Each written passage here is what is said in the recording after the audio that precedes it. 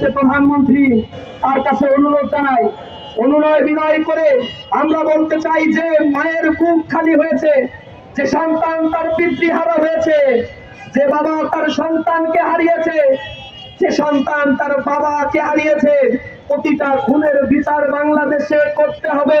অন্যথায় জনগণকে নিয়ে আমরা রাজপথে আন্দোলন করব, নিশ্চিত করবো এই বাংলাদেশে জাস্টিস ইনশাআল্লাহ।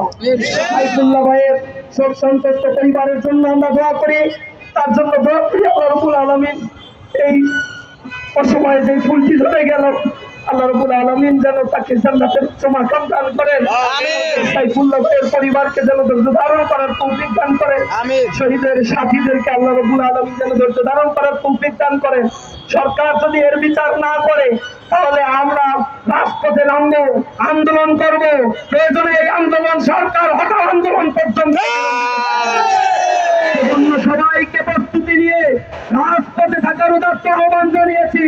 সবাইকে বলতে চাই, ইসলামী ছাত্র শিবির সজাগ হয়েছে আধিপত্যবাদের করার গ্রাস থেকে জনগণের অধিকারকে রক্ষার জন্য।